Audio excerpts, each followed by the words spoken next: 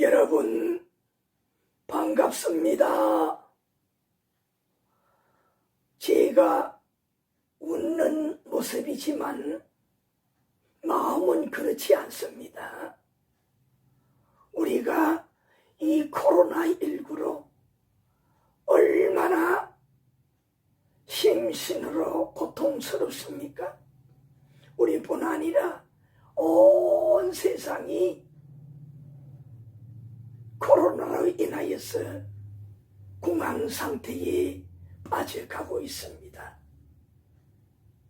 여러분, 이때에 꼭 기억해야 될 것이 있습니다.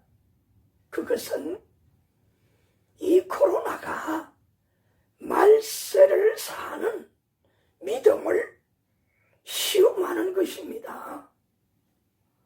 예수님께서 그러셨지 않습니까?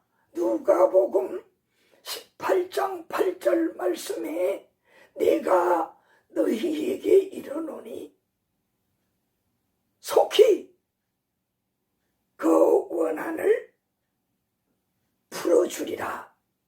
그러나 인자가 올 때에 참 믿음을 보겠느냐 하셨지 않습니까? 여러분, 이 코로나가 우리를 이렇게 위협하고 있지만은 우리 하나님께서 틀림없이 빠른 시일에 종식시켜 주실 줄로 믿습니다. 하지만 종식 후에 사회적으로나 특별히 신앙생활 태도의 변화가 많이 올 것입니다. 더 안타까운 것은 많은 자들이 이 믿음을 떠나게 된다는 것입니다. 참으로 안타깝습니다. 여러분, 우리 세상에 무엇을 이룰지라도 물질, 건강, 명예, 이 모든 것을 우리가 잃는다 할지라도 우리에게 가장 소중한 것, 세상 그 무엇과도 바꿀 수 없는 것, 우리 이 영혼 속에 있지 않습니까? 바로 믿음입니다. 이 믿음만큼은 꼭 지켜내야 합니다. 우리가 사는 시대는 정말 말세요. 주님의 재림이 아주 다가오는 것을 보면서 듣고 하지 않습니까? 예수님께서 오실 때의 징조가 이러한 것이라고 말씀하셨는데 그 징조들이 다 크고 작게 나타나고 있지 않습니까? 이때에 우리 믿음은 더욱더 강성하여 줘야 합니다. 여러분 믿습니다. 코로나19 때문에 우리의 믿음이 떨어지지 말고 강성한 믿음을 소유하는 저와 여러분이 되십시다. 독일의 의사요, 음악가, 철학자, 개신교의 신학자이면서 루터 교회의 목사로서 중앙아프리카 서부 지역의 랑바네라는 곳에서 알베르트 슈바이츠 박사가 병원을 세우고 당시 비참한 아프리카에서 평생 의료 봉사 활동하신 분이 아닙니까? 그가 1차 세계대전 때에 독일 국적이었다는 이유로 포로로 수용소에 가서 수모를 당하기도 했습니다. 의지, 아프리카에서 평생 의료 활동을 하며 선교하리라는 그 의지는 꺾지 못했습니다. 그 후에 그는 다시 아프리카로 돌아와서 온 인류에는 이런 것이다, 우리 온 인류는 하나다라는 것을 몸을 던져서 보여주었습니다. 정말 인류 공생애를 보여주면서 온 세계를 감동을 하게 하여서 여러분들이 잘 아시는 대로 1952년도에 노벨 평화상을 수여받기도 하지 않았습니까? 그의 자서전 나의 생활과 사상에 보면요, 수바이처 박사가 아프리카 선교 활동을 하게 될 때에 3가지를 포기하고 했답니다. 그 첫째로는 나에게 즐거움을 주는 바흐의 음악을 포기했고, 둘째로는 큰 명예를 얻을 수 있는 대학교 교수직을 포기했고, 세 번째로는 큰 돈을 벌 수 있는 작가와 음악가로서의 삶을 포기했다라고 했습니다. 그런데 여러분, 더 놀라운 사실은요, 이 3가지를 포기하고 아프리카 선교를 평생 몸담아서 했는데 이 3가지를 더 풍성하게 얻었다는 거예요. 자, 그 첫째로 보게 되면 한 협회에서 오르간을 기증해 주었고, 아프리카에서도 음악을 연주를 했고, 또 연주회를 열어주었다는 거예요. 두 번째로요, 세계의 수많은 명문대로 강의를 하러 다니면서 교수보다도 더 큰 명예를 얻었다는 겁니다. 세 번째로요, 나의 자서전이 베스트셀러가 되어서 작가로서 활동할 때보다 더 많은 돈을 벌었다는 거예요.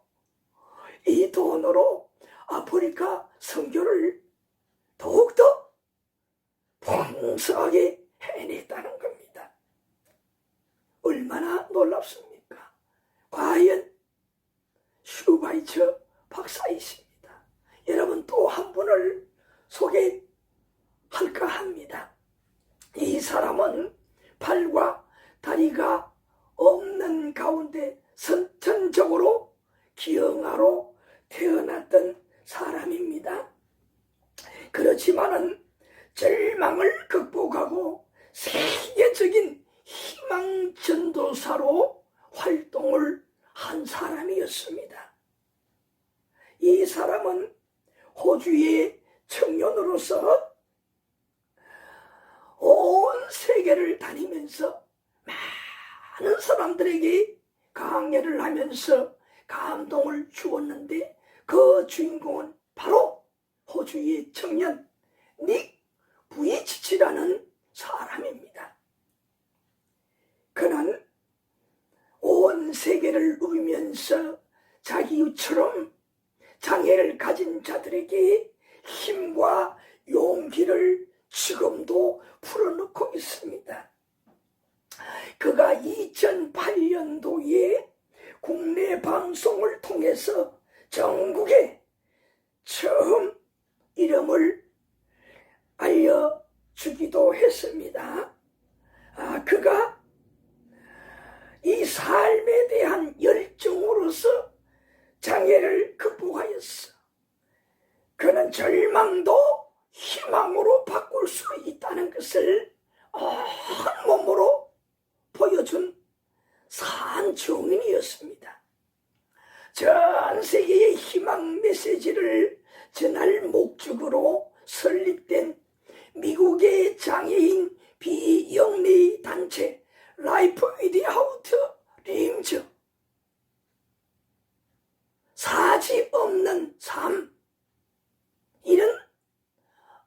비영리 장애자 단체를 만들어서 대표로 활동을 하면서 희망과 도전의 삶을 전하는 멋진 청년이었습니다. 우리나라에도 2010년도 자신의 경험담을 담은 책 흑어를 펴내면서 그 해에 방문을 하여서 우리에게 한때 친숙한 사람이었습니다. 특별히 팔다리가 없는 그가 타이핑을 얼마나 잘하고요.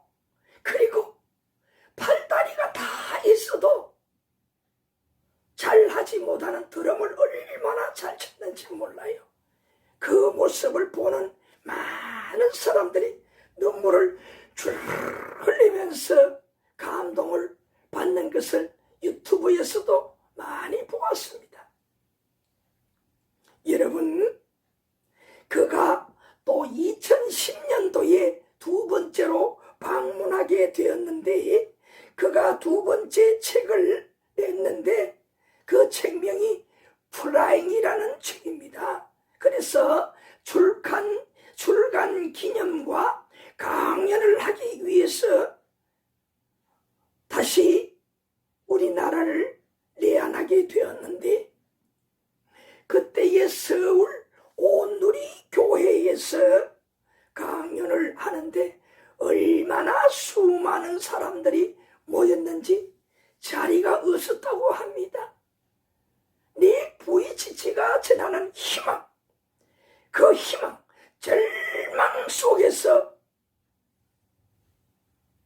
봄에 태어나는 새싹이 잎이 나고 인약한 것 같지만은 자라고 자라서 무성한 잎을 피우고 꽃을 피우고 열매를 맺는 것처럼 바로 닉 부이치치가 사지가 없는 그이지만은 온 세상을 누비면서 이렇게 세상 사람을 감동하는 것처럼 그의 강연을 통하여서 이와 같이 절망 속에 비전을, 꿈을 갖기 위한 사람들이 인산인해를 했다는 것입니다. 그 후에 매스컴을 통해서도 힐링 캠프, 백지연의 피플 인사이드 이런 프로그램을 통해서 우리들에게 재조명을 많이 해 주었지 않습니까? 여러분, 이 청년이 비록 남들과 다른 모습으로 팔다리 모두가 없는 사람이지만은 팔다리를 다 가진 사람들에게 얼마나 희망을 전하는 자가 되었습니까? 소망을 심어주는 자가 되었습니까? 누구보다도 넓은 세상을 사는 청년입니다. 여러분, 그는 절망이 희망으로, 생각이 현실로, 실패가 기회로 비전이 되는 놀라운 이 역사를 그의 강연 속에서 보여주었습니다. 사지가 없지만 그는 많은 사람들에게 온몸으로 전하는 강연이 정말 세상을 뒤집는 메시지가 되었던 것입니다. 그가 이렇게 되기까지는 그의 부모의 신앙을 따라서 극진한 양육이 있었기 때문입니다. 1982년도 호주에서 목사 부부의 장남으로 태어난 닉은 날 때부터 환영을 받지 못했습니다. 팔과 다리가 없이 생기다만 왼쪽 팔 하나만 있었습니다. 그래서 아이를 낳은 어머니와 아버지는 그 충격, 슬픔에 빠져서 할 말이 없었어요. 그냥 그 자리 주저앉아서 펑펑 울었습니다. 그 아이는 울다가 부모들의 우는 우는 소리에 더 크게 펑펑 아이가 우는 겁니다. 아이가 이렇게 자지러질 정도로 우는데도 부모들은 이 아이를 안을 생각을 하지 못하는 거예요. 너무나 현실이 믿어지지 아니했기 때문에. 니게 어머니는 지치도록 울다가 잠이 들었습니다. 그러나 남편인 목사님은 계속 그 아이를 지켜보다가 설득 무엇을 깨달았나 봅니다. 얼굴빛이 달라졌습니다. 바로 이 아이는 하나님께서 나에게 주신 선물이다. 무슨 사명이 있기 때문에 나에게 특별히 준 귀한 선물이다. 이렇게 생각하니 사지가 없는 이 아이가 그렇게 사랑스럽고 예쁘게 보였던 모양입니다. 그래서 지쳐서 잠이 든 아내를 깨웠어요. 여보, 근데 애가 참 예뻐.